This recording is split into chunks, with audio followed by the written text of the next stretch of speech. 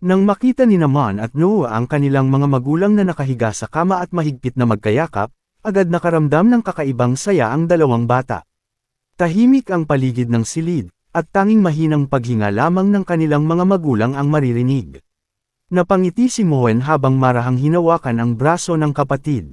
Tingnan mo, Noah, bulong niya na may halong kilig. Suot ni na mom at dad ang couple pajamas nila. Maingat na tumanggaw si Noah habang nakatitig sa kama. Oo nga, Moen. Akala ko talaga hindi sila seryoso sa mga sinabi nila kanina. Mukhang totoo nga. Habang nag-uusap ang magkapatid, tahimik namang nakahiga sina Rosvice at Leon. Nakapikit ang kanilang mga mata at nagpapanggap na mahimbing ang tulog, ngunit sa totoo lang ay gising sila at malinaw na naririnig ang bawat salita ng kanilang mga anak. Muling lumingon si Moen kay Noah, bakas ang pananabik sa kanyang mukha. Noah, alam mo ba? Isang beses noong nasa school ka, pumunta ako sa kwarto ni na mom at dad. Hindi ko naman sinasadya, gusto ko lang sana silang silipin. Napakunot ang noo ni Noah. Talaga, anong nakita mo? Bahagyang itinaas ni Moen ang isang daliri at inilagay iyon sa kanyang baba habang tumitingala, tila inaalala ang eksena. Nakita ko silang magkayakap habang natutulog. Sobrang lapit nila sa isa't isa, at halatang masayang-masaya sila kahit natutulog. Natahimik sandali si Noah, ngunit mas lalo siyang naging interesado. Totoo ba ang sinasabi mo, Moen? Tumango si Moen at nagpatuloy, ngayon ay mas seryoso ang tono. Pero may napansin pa ako. Mukhang pagod na pagod sina mom at dad noong gabing iyon. Marami silang kulay pulang scar sa leeg at sa mga braso nila. Para bang kagat ng insekto. Sandaling nag-isip si Noah, saka sumagot. Pero di ba, wala namang insekto dito sa loob ng Silver Dragon Castle. Iyon nga ang naisip ko, sagot ni Moen.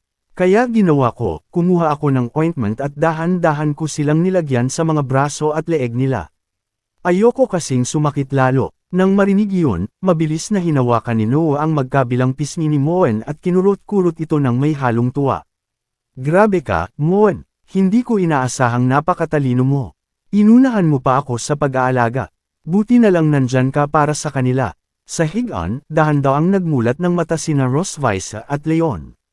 Bahagya silang nagkatitigan. Ramdam nila ang init sa kanilang mga pisngi at ang manipis na pawis sa kanilang noo, hindi dahil sa init ng silid kundi dahil sa naririnig nilang usapan. Maya-maya ay narinig nilang muling nagsalita si Moen. Noah, sa tingin mo ba bukas ng umaga magkakaroon na naman sina mom at dad ng red scar sa katawan nila? Sumagot si Noah ng may kumpiyansa, kung meron man bukas, lalagyan na lang natin ulit ng medicine. Mas mabuti ng sigurado. Napapikit si Leon sandali, tila hindi na matiis ang naririnig. Mahina niyang tinawag, Rosvice. Ngunit agad siyang kinurot ni Rosvice sa tagiliran upang patahimikin. Napasinghap si Leon at napakagat sa labi. Aray, anong ginagawa mo, Rosvice? Ang sakit. Bakit mo ako kinukurot sa tagiliran?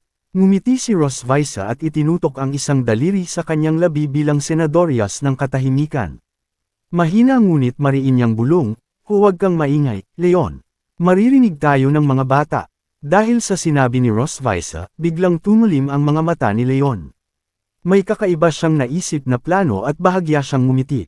Sige, bulong niya sa isip. Dahil gusto mong makipaglaro, makikipaglaro rin ako sa iyo. Pagkasabi niya noon, mabilis siyang kumilos. Sa isang iglap, hinalikan ni Leon sa labi si Rosvice nang walang babala. Hindi ito nakailag at wala man lang pagkakataong umiwas. Nagulat si Rosvice sa biglaang ginawa ni Leon. Nanlaki ang kanyang mga mata at agad na namula ang kanyang labi. Hindi niya inaasahan ang ganoong pangyayari. Naramdaman niya ang halo-halong emosyon, gulat, inis, at kakaibang kaba na pilit niyang itinatago.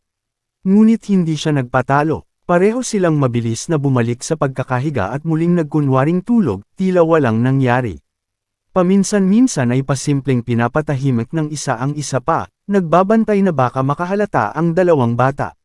Bahagyang nanginginig ang kanilang mga katawan, hindi lamang dahil sa tensyon kundi dahil sa pagpupursiging huwag mabuking. Samantala, nakaramdam na ng pagod si Moen. Kinusat niya ang kanyang kanang mata at malakas na humikaw. Noah, pagod na ako.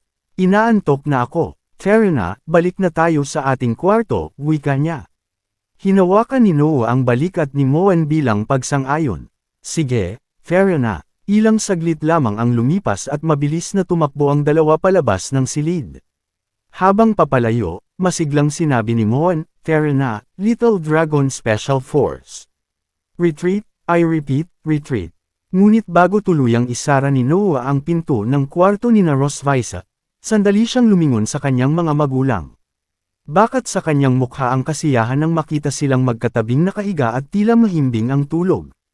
Sa kanya dahan daw ang isinara ang pinto. Nang marinig ni na Rosvisa at Leon ang tunog ng pagsara ng pinto, sa isang iglap ay mabilis silang naghiwalay at sabay na umupo sa kama, kapwa naghahabol ng hininga. Kitang-kita sa kanilang mga mukha ang pamumula dahil sa nangyari. Nang makabawi si Leon, napatingin siya sa kanyang dibdib at marahang nagsalita sa sarili, hindi ko na kayang tumagal pa sa halikang iyon, pero bakit ganoon? Ang dragon mark na nasa dibdib ko ay patuloy na nagliliwanag. Bahagya siyang napakunot-noo, ngunit hindi na niya iyon masyadong pinansin. Nang bumaba si Leon mula sa kama upang pumunta sana sa sofa at doon na matulog, napansin iyon ni Rosvisa. Saan ka pupunta? Tanong niya habang bahagyang tumagilid upang tingnan si Leon. Lumingon si Leon at mahinahong sumagot, doon na lang ako sa sofa. Matutulog na ako, medyo inaantok na rin ako. Ngunit bago pa tuluyang makababa si Leon, mabilis na hinawakan ni Rosvisa ang kanyang braso. Napahinto siya at napatingin muli rito. Bahagyang nagpakyut si Rosvisa, saka umupo sa kama at tinapik ang espasyo sa tabi niya. Leon, hindi mo na kailangang matulog sa sofa. Kung gusto mo, pwede ka namang matulog dito sa kama, katabi ko. Nang marinig iyon ni Leon, agad na namula ang kanyang mga pisngi. Sandali siyang natigilan bago sumagot, sige. Kung iyan ang gusto mo, walang problema. Makalipas ang ilang segundo, pareho na silang nakahiga sa kama. Tahimik ang silid, ngunit halatang naiilang sila sa isa't isa.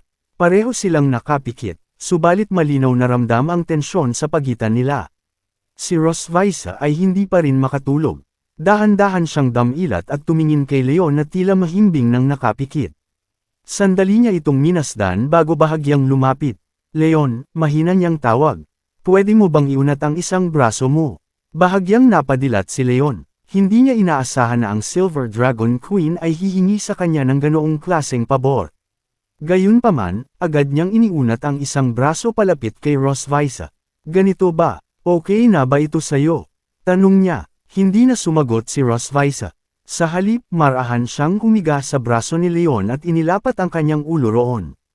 Bahagya siyang namula at nahihiyang nagsabi, sige na, matutulog na ako. Good night. Dahil sa mga nangyari, kahit nahihiya rin si Leon, marahan niyang niyakap si Rosvisa upang hindi ito mahulog mula sa kanyang braso. Napangiti siya, sapagkat alam niya sa sarili na bihira lamang mangyari ang ganitong tagpo sa kanyang buhay. Parang hindi niya yata ako papagalitan ngayong gabi, bulong niya sa isip. Mukhang ligtas ako sa anumang sermon. Maya-maya pa ay mahina siyang ngumiti at malumanay na nagsabi, matulog ka na, aking Rosvisa. Good night. Kinabukasan, nagtungo sina Leon at Rosvisa sa Sky Island City upang magpa-prenatal nutritional check at maghanap ng mga supplements at fetal stabilization medications. Sa buong paligid ng Sky Island, maraming dragon ang lumilipad sa himpapawid. Sa gilid naman ay makikita ang maliliit na kastilyong tila lumulutang sa mga ulap, nagbibigay ng kakaibang tanawin sa lungsod na nakasabit sa kalangitan. Habang naglalakad sila sa pamilihan ng Sky Island City, hawak-hawak ni Rosvisa ang listahan ng mga bibilhin. Halata ang bahagyang inis sa kanyang mukha habang binabasa ang mga nakasulat doon. Nabili na natin ang mga basic needs, bulong niya sa sarili, pero may isang bagay pa rin akong hindi mahanap. Gusto ko talaga ang Jade Dragon Fruit, nakakainis, ang hirap nitong hanapin. Napatingin si Leon sa kanya at bahagyang napangiti. Kung gusto mo, hahanapin natin hanggang sa pinakadulo ng pamilihan. Hindi tayo uuwi hanggat hindi natin iyon nakukuha. Bahagyang tumingin si Rosvisa kay Leon. Sa kabila ng kanyang inis, hindi niya napigil ang makaramdam ng kaunting tuwa. Sige, sagot niya, samahan mo lang ako. Habang buhat-buhat ni Leon ang iba't ibang pinamili ni Rosvisa para sa kanyang pagbubuntis, dahan-dahan siyang lumapit dito. Halos mapuno na ang magkabilang braso niya sa dami ng supot, at tila anumang sandali ay maaari na itong malaglag.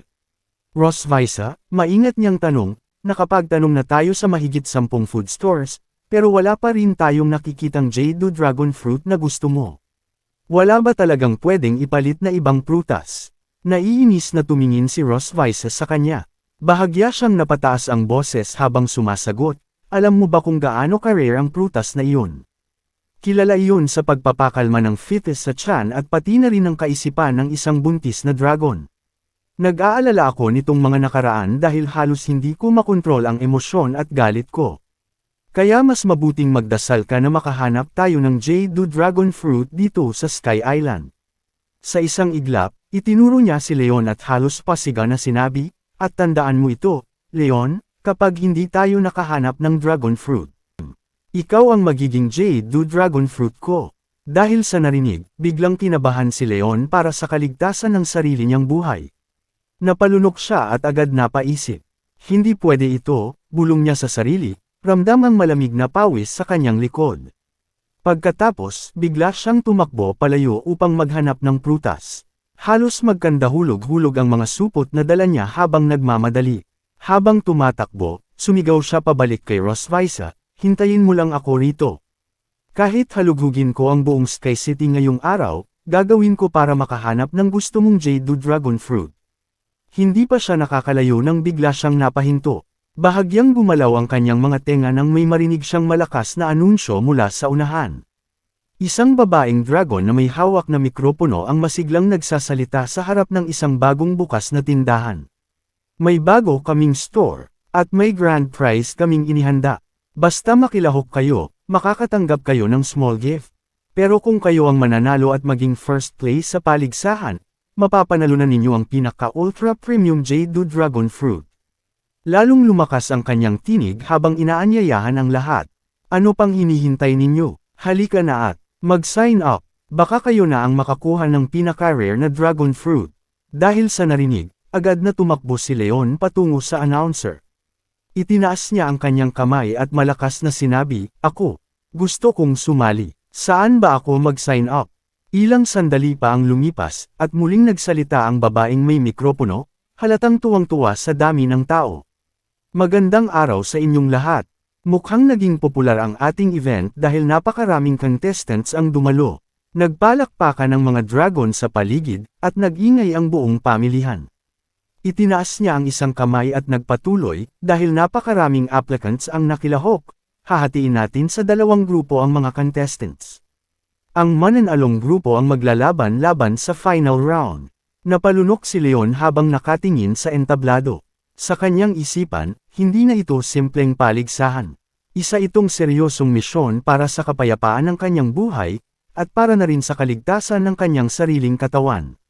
Dahil sa sinabi ng announcer, biglang naghiyawan ang iba't ibang uri ng mga babaeng dragon na nakaupo sa mga upuan sa gilid ng entablado.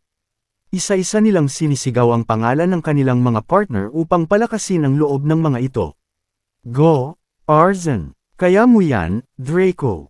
Huwag kang magpapatalo. Ramdam ang ingay at excitement sa buong lugar. Halos manginig ang entablado sa lakas ng sigawan at palakpakan. Nakita iyon ni Rosvisa. Kahit likas siyang may dignidad at hindi pala sigaw, hindi rin siya nagpadaig. Bahagya siyang tumingin kay Leon. May kaunting hiya sa kanyang mukha, ngunit ayaw niyang magmukhang walang suporta. Dahan-dahan niyang itinaas ang isang kamay. Mahina ngunit malinaw niyang sinabi, kaya mo yan, Leon, do your best.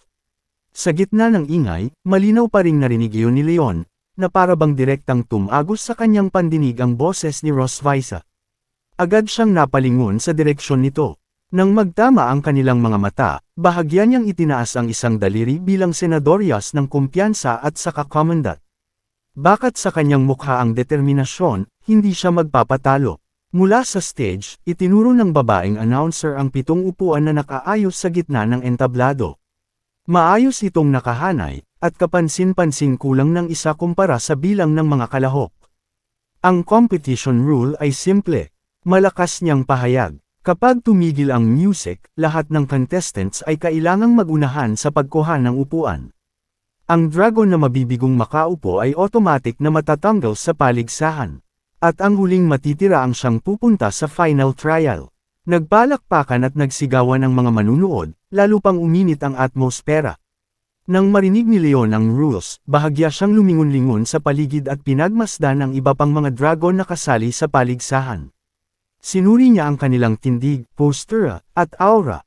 May ilan na mukhang malalakas ang pangangatawan, may ilan namang halatang kinakabahan. Hindi naman ito mukhang mahirap, bulong niya sa sarili. Ang mga kalaban ko ay mga ordinary dragon lang. Wala namang mukhang malalakas, ngunit habang patuloy siyang tumitingin sa paligid, bigla siyang napatingin sa kanyang likuran. May nakita siyang isang babaeng dragon na kakaiba sa lahat. May kulay dilaw na buhok ito at tahimik lamang na nakatayo, tila hindi apektado ng ingay sa paligid. Nakasuot siya ng itim na sombrero at may salaming nagtatakip sa kanyang mga mata. Hindi man siya gumagalaw ng labis, ramdam ang presensya niya, parang may mabigat na hangin sa paligid nito. Bahagyang napakunot-no si Leon.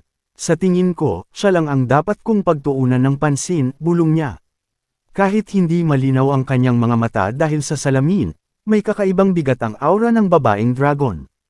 Malayo ito sa pagiging ordinaryo. Sa unang tingin pa lamang, mahahalata na isa siyang maharlikang dragon, may tindig, may presensya, at may kapangyarihang hindi basta-basta. Parang kahit hindi pa nagsisimula ang laban, may sarili na itong kumpiyansa na mananalo siya.